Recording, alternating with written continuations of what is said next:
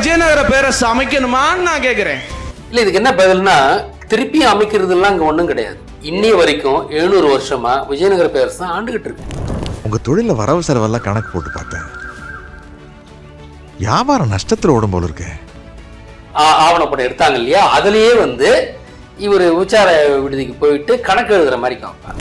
ஓ மூக்க நான் அழுத்தி புடிச்சனா வாய துறப்பியா மாட்டியா? உங்களுக்கு ஆதரவா பேசாட்டி போனா மூக்கு பிடிப்ப, நாங்களாம் விரல் சுப்பிக்கிட்டு வேடிக்கை பார்த்துக்கிட்டு இருப்போமா? நான் வாயை சேர்த்து மூடிவிடுவோம். ஜாகிரதை. தமிழ்நாட்டை யார் ஆளணும்? அது எப்படி ஒரு தெலுங்கர் ஆண்டுட முடியும்? எல்லாத்துக்கும் மூத்தது தமிழ்னா இந்த தமிழ்நாட்டை தமிழர்கள் மட்டும்தான் ஆளும். ஐயா வணக்கம். வணக்கம் ஐயா, சமீபத்துல பரத் அப்படிங்கிற ஒரு தெலுங்கர் 5ஆம் தமிழ் சங்கத்தை பத்தியும் நம்ம கட்சியை பத்தியும் கொஞ்சம் அவதூறா பேசியிருக்காரு. அதை பத்தி நீங்க என்னங்க ஐயா நினைக்கிறீங்க? பொதுவா இப்ப நம்ம தமிழ்நாட்டை ஆள்பவர்கள் தெலுங்கர்கள். இது நம்ம ஒன்றும் இது ரகசியம் இல்லை, எல்லாருக்கும் தெரிஞ்ச ஒரு உண்மை. அதுதான் நம்ம அடிக்கடி சொல்லிக்கிட்டு இருக்கோம். தமிழ்நாட்டை தமிழர் தான் ஆள வேண்டும், தமிழ்நாடு தமிழருக்கு நம்ம சொல்லிக்கிட்டு இருக்கோம். இதை உறுதியா சொல்லிக்கிட்டு இருக்கிற ஒரே அமைப்பு 5ஆம் தமிழ் சங்கம் தான். நாம தான் சொல்லியிருக்கோம். அதனால அவங்க நாம் தமிழர்லாம் சேர்த்து சொன்னாலும் கூட அடிப்படையில் அவங்க நமக்கு தான் பதில் சொல்றாங்க. நமக்கு பெரிய கிரெடிட் கொடுத்துடக்கூடாதுன்றதுக்காக நாம் தமிழையும் சேர்த்துப்பாங்களே ஒழிய, நாம தான் தெலுங்கர்களை முழுமையா எதிர்க்கிறோம். அது நமக்கு தெரியும். அங்க அவர் சொல்லியிருக்கார், அவங்க ஒரு தெலுங்கு பொண்ணை தான் கல்யாணம் பண்ணிக்கிறாங்க சொல்லிட்டாருன்றதால அவர் பேசுனதெல்லாம் நமக்கு தான். ஆனா நமக்கு நம்மள ஒரு போற போக்கில் சொல்லிடுவாங்க. ஆனா நாம் தமிழுக்கு பதில் சொல்ற மாதிரி சொல்லுவாங்க. ஆனா அது பூரா நமக்கு அவங்க பதில் சொல்றதுதான ஒழிய சீமானுக்கு சொல்ற பதில் அது கிடையாது. இன்னொன்னு என்னன்னா, திராவிட இயக்கம் வந்துச்சுன்னு சொல்றாங்க. திராவிடம்னாலே தென்னிந்தியாவை குறிக்கிற இடம். 3 பக்கமும் நீரால் சூழப்பட்ட இடத்தை தரை இடம், திர இடம், திரவிடம், திராவிடம் அப்படின்னு தான் திராவிடம்ன்ற பேரே வந்துச்சு. 3 பக்கம் கடலால் சூழப்பட்ட இடத்தை தரை என்று குடிப்பார்கள். அது ஒரு இடம், தரையிடம், திராவிடம். அப்படிதான் தென்னிந்தியாவுக்கு திராவிடம்னு பேர் வந்த வழி இதுதான். இதுக்கு என்ன இன்னொரு சான்று நான் கொடுக்குறேன்னா, மத்திய தரைக்கடல்ல அந்த காலத்துல 2000 ஆண்டுகளுக்கு முன்னால ஒரு தரை, அதாவது ஒரு நிலப்பரப்பு, அதாவது மத்திய தரைக்கடல் ஒரு நிலப்பரப்பு இருக்கு. அது பூமியோட ஒரு சின்ன ஒரு வழிபாடையால இணைக்கப்பட்டிருந்தது. அதுக்கு ட்ராய் நகரம்னு பேர். ட்ராய் வச்சுங்களா, அந்த ட்ரோஜான் ஹார்ஸ்லாம் கூட நீங்க கேள்விப்பட்டிருக்கீங்க. அது அந்த ட்ராயில நடந்தது தான். இந்த ட்ரோஜான் ஹார்ஸ்ன்னு சொல்லிட்டு படை வீரர்கள்லாம் ஒரு பெரிய குதிரையில மறைஞ்சிருந்து தாக்குதல் பண்ணதெல்லாம் சொல்லுவாங்க. அது நடந்த இடம் ட்ராய்ன்ற இடம் தான். அது மத்திய தரைக்கடல்ல இருந்தோம். அப்ப அது ஏன் ட்ராய்னு கூட தரை தான் ட்ராய் அப்படின்னு அங்க மறுவுச்சு. ஆக கடலால் சூழப்பட்ட இடத்தை தரை என்று சொல்வது வழக்கம். அப்படித்தான் தென்னிந்தியா 3 பக்கமும் கடலால் சூழப்பட்டதுன்னா அதை தரையிடம், திரவிடம். தரை என்பதற்கு சமஸ்கிருதத்துல திரம்பாங்க. திர இடம், திரவிடம், திராவிடம் அப்படின்றது இது இப்படிதான் சொல்லு வந்துச்சு. திரைமீளர் அப்படின்லாம் சொல்லிக்கலாம். திராவிடர்னு வந்ததெல்லாம் அது சுத்த போய், அதெல்லாம் உண்மை இல்லை. தரையிடம், திரவிடம், திராவிடம் இப்படிதான் அந்த பேர் வந்துச்சு. ஆனால் அப்ப இந்த திராவிடத்துல யார் யார் இருக்காங்க? கன்னடர், மலையாளி, தெலுங்கு, தமிழர். இந்த 4 இனங்களும் வசிக்கிற இதுதான் நாம திராவிடம்னு நம்ம சொல்றோம். தரையிடம், திராவிடம் என்ற தென்னிந்தியாவை குறிக்கும். ஆனால் இப்ப கன்னடர்கள் தங்களை திராவிடர்னு அடிச்சுக்கிறது கிடையாது. தெலுங்கர்களும் திராவிடர்னு அடிச்சுக்கிறது கிடையாது. கர்நாடகத்தில், அதாவது ஆந்திராவில் தெலுங்குகளும் தன்னை திராவிடர்னு அடிச்சுக்கிறது கிடையாது. மலையாளிகளையும் அடிச்சுக்கிறது கிடையாது. ஆனா தமிழ்நாட்டில் மட்டும்தான் தெலுங்கர்கள் நடத்தும் கட்சிக்கு திராவிட கட்சின்னு பேர் வச்சிருக்கிறாங்க. ஏன்னா நீங்க திராவிடம் என்ன தமிழ்நாட்டையும் உள்ளடக்கியது என்பதால் தெலுங்கர் நம்மை ஆள்கிறார்கள் என்பது நமக்கு புரியாமல் இருப்பதற்காக அவர்கள் யோசித்து உருவாக்கிய ஒரு சொல்லாடல் தான் திராவிடம் என்றது. நம்மை ஆள்பவர்கள் தெலுங்கர்கள் தான். திராவிடர் என்பது நம்மை ஏமாற்றுவதற்காக சொன்ன. ஏன்னா தமிழனும் திராவிடன் ஆயிடுறான். அதனால தெலுங்கர் ஆள்றது நமக்கு தெரியாம இருக்கணும்ன்றதுக்காக அவங்க தெலுங்குன்னு சொல்றதுக்கு பதிலா தென்னிந்தியாவை குறிக்கும் திராவிடர் என்ற பெயரால் கூப்பிடுறாங்க. ஆனால் உண்மை என்னவென்றால் தெலுங்கர்கள் தான் நம்மை ஆள்கிறார்கள். தெலுங்கர்கள் மட்டும்தான் திராவிடர் என்று அழைக்கப்படுவார்கள். தமிழர்கள் திராவிடர் அழைக்கப்பட்டாங்க. இந்த சொல்லாட்சி உருவாக்குனதே நம்ம ஏமாத்துறதுக்கு. நீங்க தமிழ்நாட்டுல வாழலாம் ஆனா ஆளக்கூடாது, அது எப்படி நாங்க இவ்வளவு பெரும்பான்மையா இருக்க மக்கள் நாங்க எப்படி ஆளக்கூடாதுன்னு சொல்றீங்க அப்படின்னு பேசுறாருங்க ஐயா. அது எப்படிங்க ஐயா பாக்குறீங்க? அவங்க பெரும்பான்மையா இல்ல 20% சொல்லிக்கிறாங்க, ஆனா 20% கிடையாது. அவங்க 15% உள்ளார்தான். தமிழ்நாட்டில் வாழ்கின்ற மற்ற இனத்தவர்கள் 15 குறைவு தான் மொத்தமா சொல்றேன் நான். அதனால தெலுங்கல் 10% மேல இருக்க மாட்டாங்க. ஆனா அவங்கதான் நம்மளை ஆண்டுகிட்டு இருக்காங்க. அதாவது ஒருத்தன் நல்லவனாவே இருக்கட்டுங்க, ஆனால் ஒவ்வொரு இனத்தையும் அந்த இனத்தின் மக்கள் தான் ஆளணும். அடுத்தான் மாற்றான் ரொம்ப நல்லவனா இருந்தாலும் கூட ஆள வைக்கிறது அவனை ஆள வைக்கிறது நமக்கு இழுக்கு, நமக்கு இது ஒரு அசிங்கம். ஒரு இனத்தை அந்த இனத்தை சேர்ந்தவர்கள் மட்டும்தான் ஆள வேண்டும், மற்றவர்கள் ஆளக்கூடாது. இன்னொன்னு, இவங்க 20% சொல்றது போயின்னு சொல்லிட்டேன், 10%க்கு மேல அவங்க இருக்க மாட்டாங்க. ஆனா இவங்க எப்படி வந்தாங்க? 1336 விஜயநகர அரசு வருது. ஆனா அந்த அரசு அனுபவிச்சவன் யாருன்னா வித்யாரண்யன் என்ற பிராமணன். அதாவது தமிழ்நாட்டை தமிழர் ஆளக்கூடாது என்பது பிராமணனுடைய உறுதியான நிரந்தரமான திட்டம் வச்சுங்களேன். ஏன்னா நாம அவங்க ராமனை கொண்டுட்டோம். ராமாயணத்துல ராமன் அவன் எழுதி வச்சிருக்க ராமாயணத்துல ராமன் ஜெயிச்சான் தான் எழுதி வச்சிருக்கான். அதாவது பிராமணர் எழுதி வச்சிருக்க ராமாயணத்துல ராமன் வென்றான். அப்படித்தானே இந்த டிவி சீரியல்லாம் அப்படித்தானே போட்டு இது எப்படி கும்பகர்ணனை கொண்டாங்க, எப்படி ராவணனை கொண்டாங்க, இந்திரனை கொண்டாங்கன்னு தான் சொல்லி வச்சிருக்கான். ஆனால் உண்மை என்னன்னா ராமனை நாம் கொன்றோம். ராமனை கழுத்தை அறுத்து நாம் கொன்று இருக்கோம். கும்பேஸ்வரர் கோயில்ல கூட கழுத்து அறுத்தர் சிலை இருக்குதுன்றது நம்ம பார்த்துருக்கோம். மீனாட்சி அம்மன் கோயில்ல கூட அந்த வீரபத்திரர் கழுத்து இருக்கிற மாதிரி போட்டிருப்பாங்க. அந்த சிலைகள்லாம் இருக்கு. ஆக ராமன் கழுத்து அறுபட்டு தான் இறந்தான், கழுத்தை அறுத்து தான் கொண்டாங்க. இப்ப நான் என்ன சொல்றேன்னா அவங்க துப்பாக்கியால தான் கழுத்து அறுத்தாரு, ஆட்டோமேட்டிக் ரைஃபிளால தான் சொன்னார்ன்றதான் நான் சொல்ல வர்றது. அப்படிதான் ராமன் கொல்லப்பட்டு ஜலசமாதி ஆனான் ஆச்சுங்களா. இதுக்கு என்ன ப்ரூஃப்னா, இப்ப உண்மையிலேயே அவர் ராமன் வெற்றி பெற்றிருந்தால் இப்போ அவங்க ராம்லீலான்னு என்ன பண்றாங்க, ராவண இந்திர கும்பகர்ணன் 3 பேருக்கும் அவங்க எஃபிகி அதாவது அந்த உருவ பொம்மைகளை வச்சு அது மேல வில் அடிச்சு கொளுத்தி மகிழ்றாங்க. ஏன்னா இவங்க உண்மையிலேயே அவங்களை கொண்டு இருந்தாங்கன்னா இந்த விழாலாம் தேவையில்லை. ஆனா நடந்தது என்னன்னா, ராமன் கொல்லப்பட்டான், ராவண இந்திர குமரன் வெற்றி பெற்றார்கள். அதை அவங்களால ஆத்த மாட்டாம ஒவ்வொரு வருஷமும் ராம்லீலா நடத்திட்டு இருக்கான். உண்மை இதுதான். அதனால ராமன் கொல்லப்பட்டான், ராவண இந்திரர்கள் வெற்றி பெற்றார்கள். அப்படித்தான் உண்மையான ராமாயணம் முடிந்தது. இதுக்கு இன்னொரு ப்ரூஃப் வைக்கிறேன். என்னன்னா, மாருதி தானே, அனுமார்ன்றது மாருதி தானே, ராமனுடைய செல்லம். அவன் இந்த ராமாயண போர் முடிந்த பிறகு மாருத்தானியான் ஆப்பிரிக்காவில் சஹாராவில் மாருத்தானியான்ற இடத்துல போய் குடியேறான். அவனை வச்சுதான் அந்த இடத்துக்கு பேர் வருது. அவங்க குடியேறதுனால அந்த நாட்டுக்கு பேரு மாருதி தானம் மாருத்தானியா. அதை ப்ரூவ் பண்ற மாதிரி அதுக்கு பக்கத்திலேயே மாலி அப்படின்ற இடம் இருக்கு. அது வாலியை குறிச்சு வந்தது. வாலி இங்கே கொல்லப்படுகிறார். அதாவது ராமன் தான் கொல்லுகின்றான், மறைந்திருந்து கொல்லுகிறான்.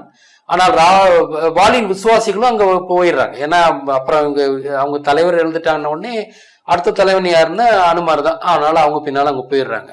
ஆனா அங்க போயிட்டு என்ன பண்றாங்கன்னா, காட்ஸ் ஓன் கண்ட்ரின்ற இந்த ஊட்டியில இருந்து செழிப்பான இடத்துல இருந்து பாலைவனத்துக்கு போனவங்க மனசு எப்படி இருக்கும், எங்க போறோம்னு உங்களுக்கு தெரியாது. போன பிறகு பார்த்தா வெப்பம், அங்க ஒண்ணுமே வாழ்வாதாரம் இல்லை அப்படின்னும் போது இவ்வளவு கோபம் வந்திருக்கும். அப்பதான் அவங்க பிரிகிறாங்க. எவனோ ஒரு ஆரியன் வந்தான், அவன் பேச்சு கேட்டுக்கிட்டு சண்டை போட்டு நம்மால் கூட சண்டை போட்டு கடைசியில் இப்போ நம்ம எங்கே நிற்கிறோம் பாடுறான்ட்டு வாலியின் விசுவாசிகள் அவங்ககிட்ட இருந்து பிரிஞ்சிடறாங்க. நீ வேற நாடு, நான் வேற நாடுன்னு. வாலி தான் மாலி ஆகுது, பக்கத்தில் மாருதி தானம் தான் மாருத்தானியான்னு. சகாரா இந்த 2 நாடுகள் ராமாயணம் நடந்ததுக்கு ஆதாரமாக இருக்காங்க. இன்னும் அங்கே இருக்கிற மொரோக்காவோ முருகன் போனது தான், நாடார்கள் ஈஜிப்தும் அப்படி போனது தான். அங்கே இருக்கிற நாடுகள் எல்லாமே, சகாராவை சுற்றியுள்ள நாடுகள் எல்லாமே 7500 வருஷத்துக்கு முன்னால உருவாக்கப்பட்ட நாடுகள் தான் ஆச்சா. இன்னொன்று என்னன்னா, இந்த மார்த்தானியாவில் இருக்கவங்க இங்கிருந்து போனாங்கிறதுக்கு என்ன ஒரு ஆதாரம்னா, அவங்க டீ குடிக்கிறாங்க. பாலைவனத்தில் இருக்கவங்க டீ எல்லாம் குடிக்க மாட்டாங்க. ஏன்னா பாலைவனம் டீ என்பது என்ன, தீ. அது உஷ்ணத்தை கொடுக்கூடாது. ஏன் ஊட்டியில் அது இருக்குன்னா, அது தாவரம் இருக்குன்னா, அங்கே அதை அவங்க டீ போட்டு குடிச்சாங்கன்னா உடல் உஷ்ணம் வரும், அந்த குளிரை தாங்கிறதுக்கு தான் அது. அப்படி இருக்கும்போது பாலைவனத்துல போய் அவங்க டீ குடிக்கிறாங்கன்னு ஏன் குடிக்கிறாங்க? அவங்க இயல்பா அது குடிக்க முடியாது. ஆனா ஆண்டாண்டு காலமா டீ குடிச்சு பழகினவங்களுக்கு அங்க போய் டீ குடிக்காம இருக்க முடியல. அதனால அவங்க என்ன பண்றாங்கன்னா புதினா, மின்ட் என்று சொல்லப்படுகிற புதினாவை சேர்த்துக்கிட்டு குடிக்கிறாங்க. ஏன் அது கொஞ்சம் குளிர்ச்சியை கொடுக்குன்றாங்க. அப்ப இன்னைய வரைக்கும் அவங்க டீ குடிக்கிறாங்கன்றதே அது இவங்க இங்க இருந்து போனாங்கன்றதுக்கான ஒரு ப்ரூஃப். இப்ப அனுமார் நீங்க பார்த்திருப்பீங்க, ஒரு மலையை தூக்கிட்டு போற மாதிரி இருப்பார். அவர் பச்சை நிறத்துல இருப்பார், மலையை தூக்கிட்டு போற மாதிரி இருப்பார். அது எது குறிக்குதுன்னா ஏபிடி பார்சல் சர்வீஸ் எல்லாம் இருக்கு.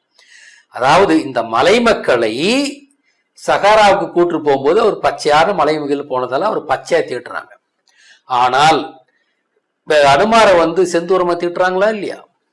செந்தூரமாவும் தீட்டுறாங்க.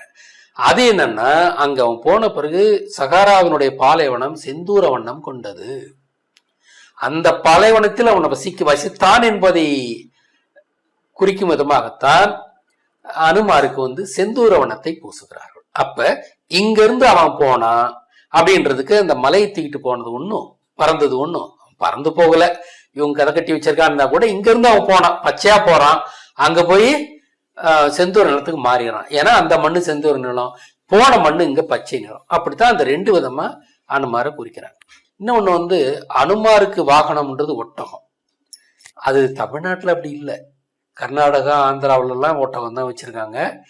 அந்த படத்தை கூட பார்ப்பீங்க. ஆனா தமிழ்நாட்டில் இன்னொருத்தில நம்ம கண்டுபிடிச்சிருவோம்னு சொல்லிட்டு ஒட்டகம் இல்லை. ஆனா நான் முன்னே இதை பத்தி வீடியோ போட்டிருக்கேன். நான் ஒரு தடவை என்னுடைய அசிஸ்டண்ட் நாங்கள் SRM பல்கலை தாண்டி நம்ம ஊர் பக்கம் ஊரப்பாக்கம் நோக்கி வரும்போது அங்கே ஒரு அனுமார் கோயில் ஒன்று. அந்த கோயில்ல இருந்து ஒரு பூசாரி, ஒரு பிராமண பூசாரி 2 ஒட்டகத்தை வளர்த்தாருன்னு சொன்னாங்க. எனக்கு ஏற்கனவே ராமன் தான் தோற்றுத்து பாலைவனத்துக்கு ஓடினா ராவணேந்திரன் தோற்கவில்லைன்ற எனக்கு இன்ட்யூஷன் இருந்துகிட்டு இருந்தால இது எனக்கு ரொம்ப ஆச்சரியமான செய்தி. ஏற்கனவே அதை பத்தி யோசிச்சுட்டு இருக்கேன் சில மாதங்களாக. அப்பதான் இது எனக்கு வருது. அப்போ எனக்கு ரொம்ப உடனே நான் நெட்டில் தேடி வீட்டுக்கு வந்த உடனே காரில் இறங்கின உடனே நேராக கம்ப்யூட்டர் ஆன் பண்ணி is camel a mount of the mount of Hanuman அப்படின்னு நான் போட்டால் அப்படியே அந்த காட்சி வருது வச்சுங்களா. அனுமாரும் அவருடைய மனைவியும், அவர் பிரம்மச்சரியெல்லாம் கிடையாது, கல்யாணம் ஆகிற வரைக்கும் அவர் பிரம்மச்சாரி, அதுக்கப்புறம் கிரகஸ்தர் தான் அவரு. அங்க போய் கல்யாணம் பண்ணிக்கிட்டு அவருக்கு மகரத்வஜான்ற ஒரு பையன் இருந்தான்றதும் அவங்களே சொல்லிட்டாங்க. அவனுக்கு குழந்தைய இருந்தது, அதான் உண்மை. கல்யாணம் ஆகிற வரைக்கும் ஒரு பிரம்மச்சாரி, அவ்வளவுதான், வேற ஒன்றும் கிடையாது. அது அவங்களுக்கு முன்னாடி அவங்க கணவன் மனைவியும் அந்த அரியணையில் உட்காந்துருப்பாங்க. அதுக்கு முன்னாடி வாகனமா அந்த ஒட்டகம் இருக்கிற அந்த ஃபைல் பார்த்த உடனே நான் மிரண்டு போயிட்டேன். அப்ப இவங்க ராமன் தோற்றான், ராமனுடைய ஆட்கள் எல்லாம் பாலைவனத்துக்கு ஓடிவிட்டார். ஏன்னா தோற்றுட்டா போற இடம் பாலைவனம் தான். ஏன்னா இங்க கோர்ட் மார்ஷல் பண்ணிடுவாங்க. அதுக்கப்புறம் ஏன்னா இது ட்ரீசன், அதாவது ராவணனுக்கு எதிராக இங்கிருந்தோ அந்த ராமனுக்கு ஆதரவாக பண்ணது ஒரு ட்ரீசன், அதாவது ஒரு துரோகம் அப்படின்னு தான் கருதப்படும் என்பதால், அவளுக்கு மரண தண்டனை என்பது உறுதி என்பதால் அதை பயந்துகிட்டு அவங்க ஓடிட்டாங்க. இது சம்பந்தப்பட்ட முக்கியமான ஆளுங்க எல்லாரும் ஓடிட்டாங்க. அவங்க தான் போய் மாருத்தானியால் குடியேறாங்க.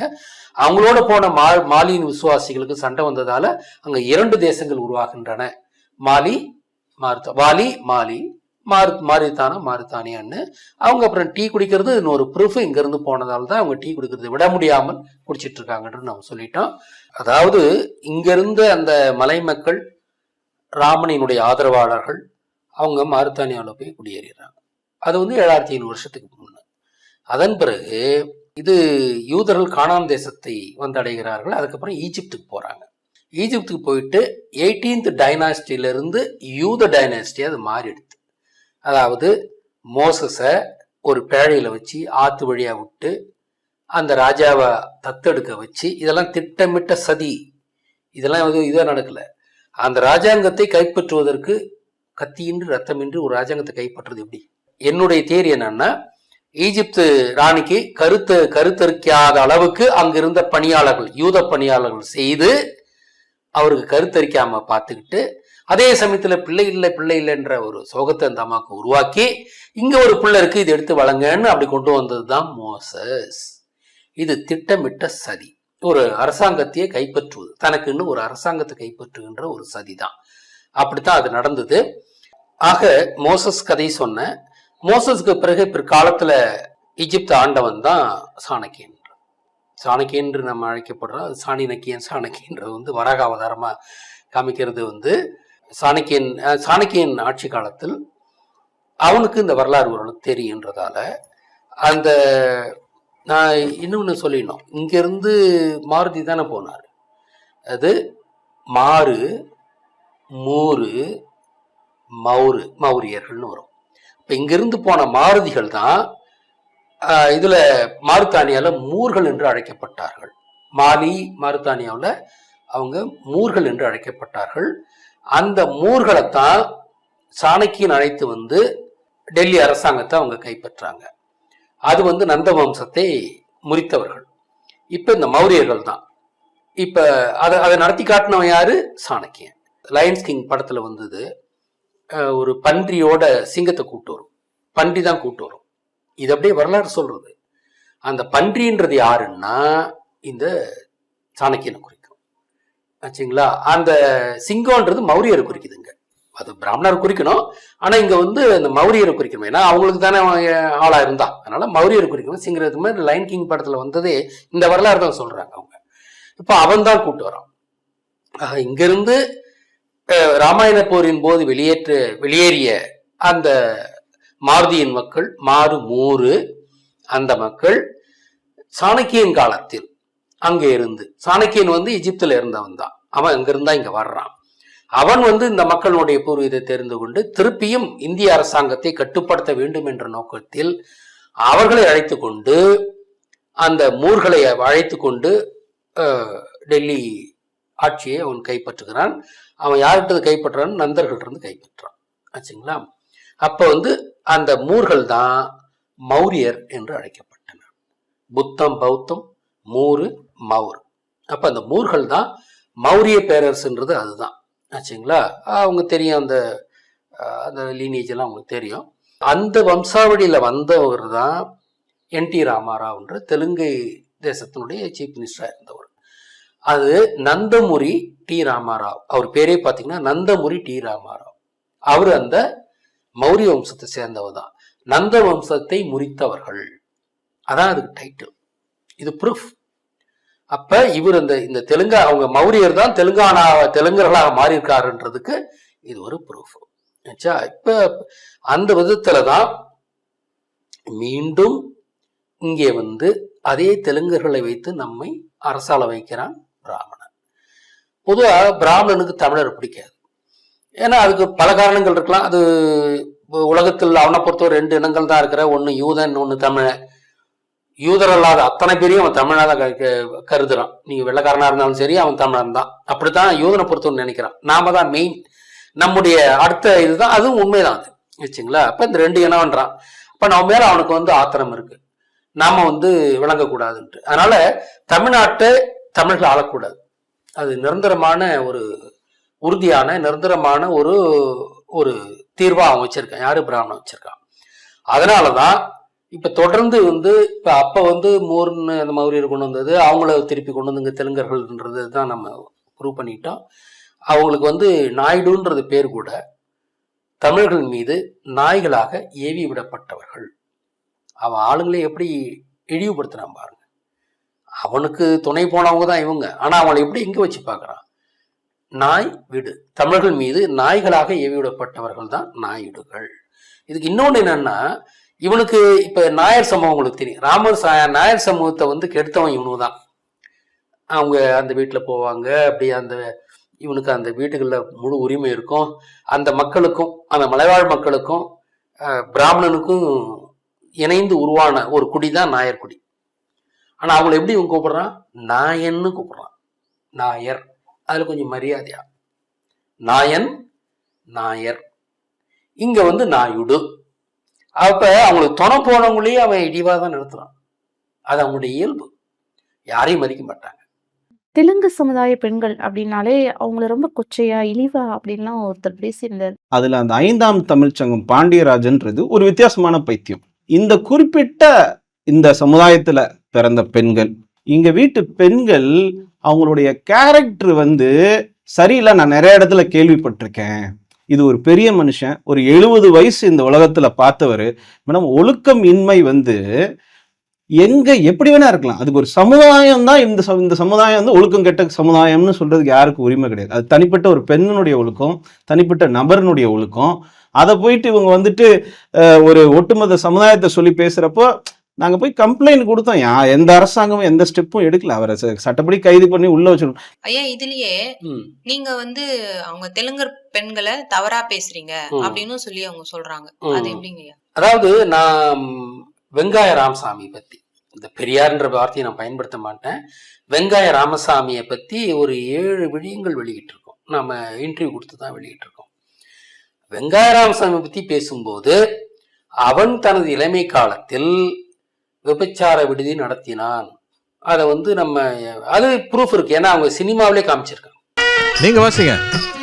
வாத்திய கோஷ்டிக்கு ஒரு நாளைக்கு எவ்வளவு? எல்லாருக்கும் சேர்த்து 5 ரூபாய். வெளுத்து வந்த வெள்ளை மீசையை. என்ன ராமசாமி எழுதிட்டு இருக்க? எங்க கூட வரலையா? நீ வாக்குன்னு நம்ம போலாம். ஏங்க சந்தோஷமா இருக்க வந்துட்டு ஏன் இப்படி தனியா உட்கார்ந்துருக்கீங்க? உங்க தொழில வரவு செலவெல்லாம் கணக்கு போட்டு பார்த்தேன். வியாபாரம் நஷ்டத்துல ஓடும் போல இருக்கே. ஆவணப்படம் எடுத்தாங்க இல்லையா, அதுலயே வந்து இவர் விபச்சார விடுதிக்கு போயிட்டு கணக்கு எழுதுற மாதிரி காமிப்பாங்க. கல்லாப்பட்டியில உட்காந்து கணக்கு பார்ப்பாரு. கல்லாப்பட்டியில கணக்கு பார்க்கற யாரு? அந்த பிசினஸ் நடத்துறவன் தான். அதை மறைமுகமா சொல்லி அதை காமிச்சிருக்காங்க. அப்ப இவர் வந்து இளமை காலத்தில் விபச்சார விடுதி நடத்தினார் என்பது முற்று முழுதாக நிறுவப்பட்ட ஒரு விஷயம். அப்ப அவங்க பெண்கள் எப்படி பார்த்தாங்க? மட்டமா தான் பார்த்தாங்க. இன்னொன்னு, பெண்கள் இது தெலுங்கு பெண்கள் மத்தியில தான் பொட்டு கட்டி விடும் பழக்கம் இருந்தது. தெலுங்கு பெண்களை அவங்கள வந்து கோயிலுக்கு அது பொட்டு கட்டி விட்டுருவாங்க. அவங்களுக்கு சாமியே தாலி கட்டின மாதிரி கட்டிடுவாங்க. அது பொட்டு தாலின்ற ஒரு பேரு. சாமியே அவங்களுக்கு கல்யாணம் பண்ணிக்கிட்ட மாதிரி. ஆனா அவங்க என்னவா இருப்பாங்கன்னா விபச்சாரிகளை தான் இருப்பாங்க. இப்படி ஒரு வழக்கம். இதுவும் ஒரு எக்ஸ்பிளாய்டேஷன் தான். பிராமணன் தான் இந்த எக்ஸ்பிளாய்டேஷன் பண்ணியிருக்கான். ஆனா அது இவங்க வந்து அதெல்லாம் இவங்க கண்டுக்கிறது இல்லை. இப்ப அந்த மாதிரி இவங்களை வந்து விபச்சாரிகளாக தெலுங்கர்கள் பயன்படுத்தப்பட்டார்களா இல்லையா? அண்ணாதுரையே அந்த சமூகத்திலிருந்து வந்தவங்க தான். இன்னும் பல அரசியல்வாதிகளையும் அந்த சமூகத்திலிருந்து வந்தவங்க தான். இது வந்து நான் வெங்காய ராமசாமி பத்தி பேசின அந்த 7 விடயங்கள்ல ஒரு வரலாற்று ரீதியாகத்தான் இதை நான் குறிப்பிட்டேன். இது நடந்த நிகழ்ச்சி. ஏன்னா இவனே வந்து விபச்சார விடுதி நடத்தினான்னும் போது இந்த மாதிரி ஒரு பழக்கமும் அந்த சமூகத்துல இருந்திருக்கு. நான் வந்து ஒரு இயல்பான ஒரு கருத்தை தான் சொன்னேன். நான் வந்து அவங்களை இழிவுபடுத்துற மாதிரிலாம் நான் சொல்ல, வரலாற்று ஆவணமா தான் பதிவு பண்ண வழியே இல்லை, வேற எதுவும் நான் செய்யல. ஆக அந்த பெண்களை பொட்டுக்கட்டி விட்டு விபச்சாரத்தை நடத்தினது உண்மையா இல்லை. இதை நான் ஏற்கனவே பதில் கொடுத்துட்டேன். திருப்பியும் அதை வந்து தூக்கிட்டு வந்து பேசுறாங்க. இதுக்கு முன்ன வந்து அவங்க கேட்டதுக்கே அந்த உஷாராணி அம்மாலாம் பேசுனதுக்கு அந்த நான் பதில கொடுத்துட்டேன். நான் இதே பதில தான் அப்பயும் சொல்லியிருக்கேன். நான் வந்து ஒரு வரலாற்றை பேசுற ஒழி யாரும் இழிவாலாம் பேசல. வரலாறு பேசப்பட வேண்டும். எனக்கு நடந்தது என்னெல்லாம் அப்படின்றதெல்லாம் எனக்கு தெரியும். என் நாட்டில் என்ன நடந்ததுன்றது எங்களுக்கு மக்களுக்கு தெரியணும். அதுதான் பேசுன ஒழிய யாரும் வரலாறு பேச. இப்ப நீங்களே தான் ஒத்துக்கிறீங்கல்ல, வெங்காய ராமசாமி விபச்சாரி விடுதி நடத்தினானா இல்லையா? அவனுக்கு எப்படி அந்த சிந்தனை வந்துடும்? அப்ப அந்த சமூகத்துல அப்படி ஒரு வழமை இருந்தா, இப்ப நம்ம பொண்ணு கோயிலுக்கு பொட்டு கட்டி விடுற வழக்கம் இருந்தால்தானே இவனுக்கு அந்த மாதிரி நடத்தவும் போச்சு. இதுதான் நான் ஒட்டுமொத்தமா சொன்னேன். யாரையெல்லாம் இழிவுபடுத்தல, வரலாறு சொல்லப்பட வேண்டும், அதுதான் நான் சொல்லியிருக்கேன். ஏன்னா இந்த மாதிரி கல்ச்சர் வந்து தமிழ்நாட்டுக்கு எடுத்துட கூடாது பாருங்க. அதுக்கு தான் நம்ம பேசுறது. இந்த பொட்டு கட்டி விடுற பழக்கத்தை வந்து முடிவு கொண்டு வந்ததே முத்துலட்சுமி ரெட்டி அப்படின்ற ஒரு லேடி தான் இதை வந்து முடிவு கொண்டு வராங்க. அவங்க வந்து சட்டசபையில் இதற்கென்று தேவதாசி முறை ஒழிப்புன்ற ஒரு சட்டத்தை ஏற்படுத்தி அதன் மூலமாக தான் அதை ஒழிக்கிறாங்க. அது சமீபத்தில் கருணாநிதி ஆட்சி காலத்தில் தான் நடந்தது, முதல் ஆட்சி காலத்தில் தான் நடந்தது. அதனால இது வந்து நான் வரலாறு தான் பேசுறேன், யாரையும் இடிவாரெல்லாம் பேசல. என்ன ஒரு பெரிய ஜோக் பாருங்க. தனது இளம் வயதில் பெண்களை வைத்து விபச்சார விடுதி நடத்தியவன் பெண் உரிமை பேசினான். இது ஏன்னா அவன் பேசலிங்க, அவனை பேச விட்டது பிராமணன். Joke, this is called joke. அதாவது விபச்சார விடுதி நடத்தின வச்சுக்கிட்டு பெண் உரிமை பேச வைக்கணும். இது பிராமண ஆடுற விளையாட்டு. அதாவது மூதறிஞர் ராஜாஜி அவர் காதல ஓதி இந்த மாதிரி செய்டா அப்படின்னு சொல்லி தான் செஞ்சது. இவன் செஞ்சது பூரா அந்த ஆள் சொல்லி தான் செஞ்சான். மணியம்மையை கல்யாணம் பண்றது போக கூட ஒரு ரயிலில் போயிட்டு இருந்தப்ப இவர் வெங்காயம் போய் அவரை சந்திச்சுட்டு வந்து சில மணி நேரம் சந்திச்சுட்டு வந்துட்டு தான் மணியுமே கல்யாணம் பண்ணுறாங்க. இதெல்லாம் நான் முன்னாடியே சொல்லியிருக்கேன். வளர்த்த மகளை கல்யாணம் பண்ணுறதுலாம் அது ஒரு மாதிரியான ஒரு சடங்கு செஞ்சுருக்காங்க. வளர்த்த மகள் கல்யாணம் தான் சிலது அவங்க அதை மேப்பிங் பண்ணுற மாதிரி ஆச்சுங்களா. அது அது திட்டமிட்டு செஞ்ச ஒரு சடங்கு. வளர்த்த மகளிலே திருமணம் செய்யறதுனால ஒரு சடங்கு அதை நடத்திருக்காங்க. இது பிராமணன் நடத்துகிற சடங்கு தான். கல்யாணம் பண்ணாலும் இவர் தான். ஆனால் பண்ண சொல்லி அதை வழி நடத்துறது யாருன்னா குல்லுகப்பட்டர் ராஜாஜி தான்.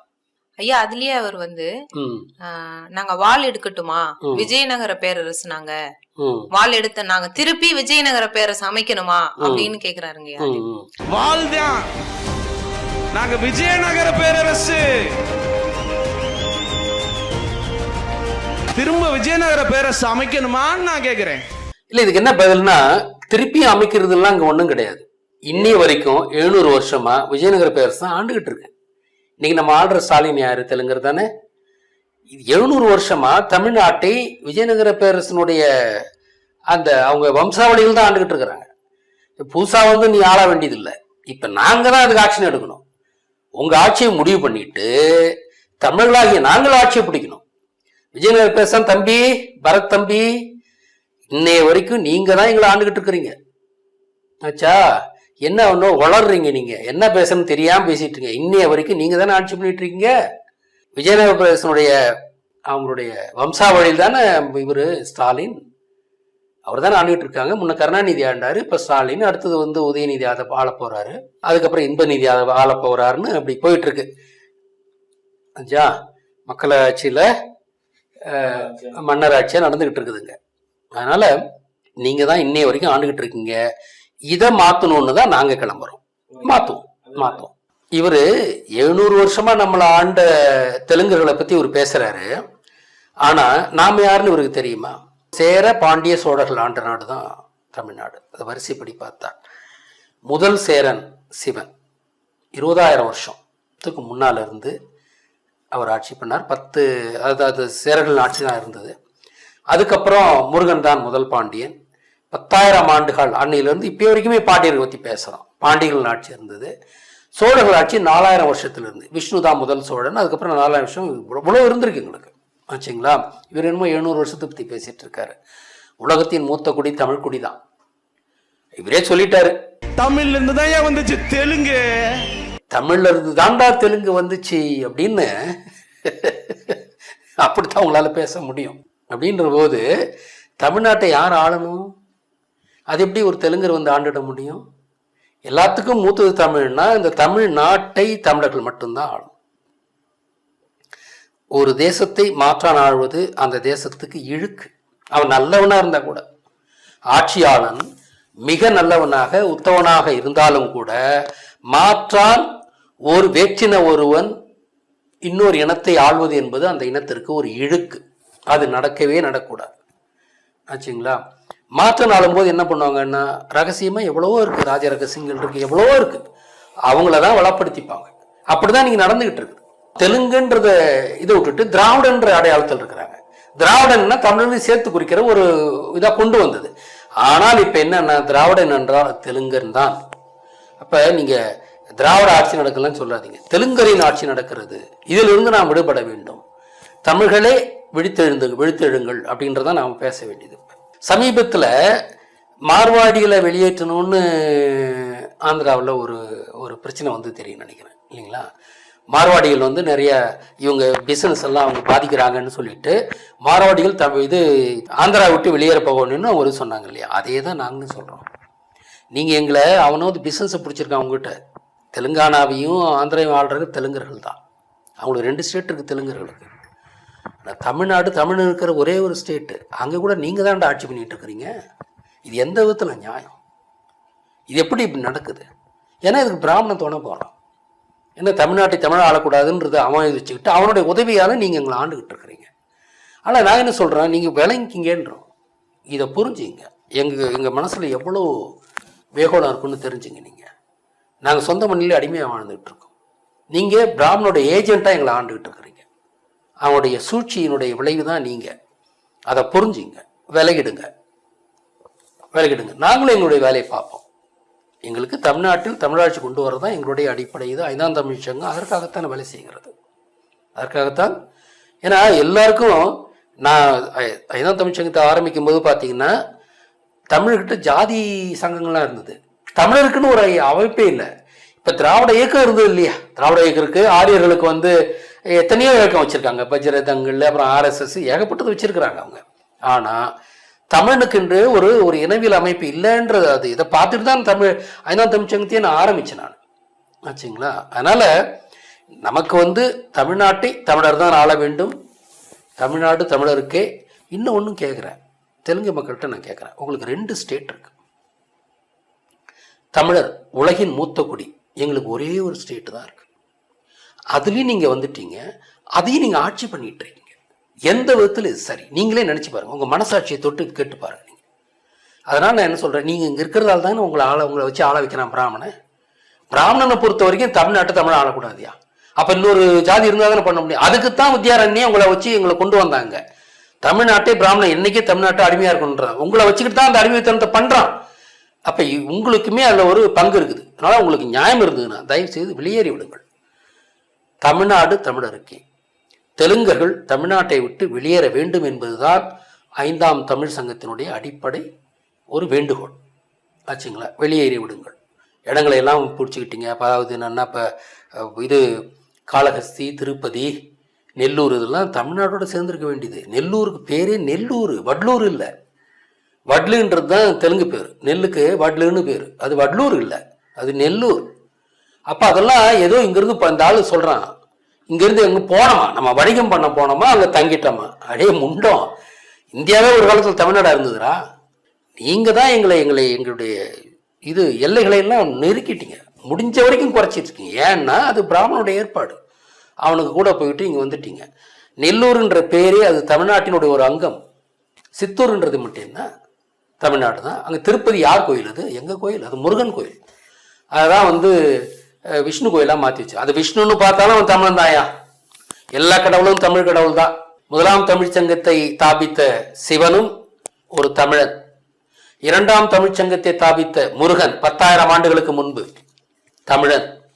3ஆம் தமிழ் சங்கத்தை தாபித்த விஷ்ணு திருமால், அவரும் ஒரு தமிழர், கும்பகோணத்து தமிழர், ஆச்சுங்களா. கிருஷ்ணன் அவர் வந்து திண்டுக்கல் பகுதியில் பிறந்தவர், ஆச்சா. எங்களுக்கு ஆதரவா வாயை திறக்காதவங்களை பார்த்து நான் கேட்கிறேன், உன் மூக்க நான் அழுத்தி பிடிச்சனா வாயை திறப்பியா மாட்டியா? கண்டிப்பா திறப்ப. இது அந்த ஆளுக்கு எவ்வளவு வன்மை இருக்கு பாருங்க. எதுவுமே இவர் என்னமோ இவர் மூக்கை அடிச்சு பிடிக்கும் வரைக்கும் நான் விரல் சுப்பிக்கிட்டு பண்ற மாதிரி இவர் மூக்கை அடிச்சு பிடிச்சிருவாரா, நான் வாயை திறந்துருவோமா? யோ, மூக்கையும் வாயும் சேர்த்து பிடிச்சிருவோம் நாங்கள். அப்போ என்ன ஆகும் தெரியுமா அவனுக்கு? மூக்கையும் வாயும் சேர்த்தே மூடிடுவோம் நாங்கள். அதெல்லாம் நினைக்காத நீ.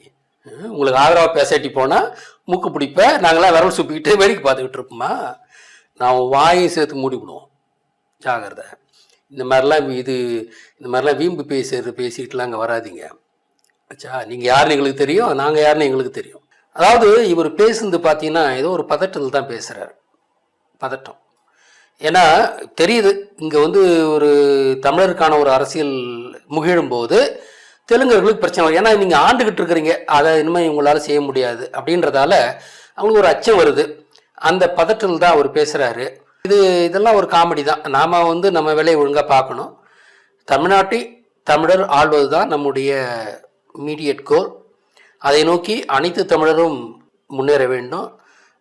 இவர் சொன்ன மாதிரி திரும்பவும் இது விஜயநகர ஆட்சியெல்லாம் கிடையாது, இன்னைய வரைக்கும் விஜயநகர ஆட்சி தான் நடந்துகிட்டு இருக்குது.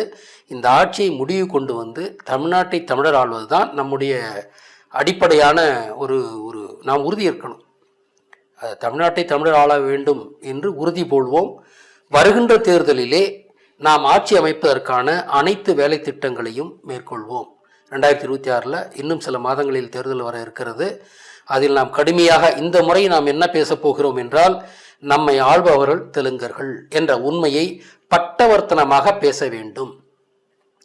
தெலுங்கர் வெற்றி பெறக்கூடாது, தமிழ்நாட்டை தமிழர்தான் ஆள வேண்டும் என்று பட்டவர்த்தனமாக பேச வேண்டும். இதுவரை நடந்த தேர்தல்களில் இப்படி யாரும் பேசியதில்லை.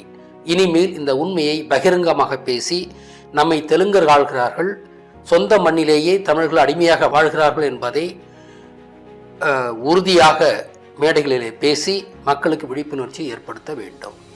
வணக்கம்.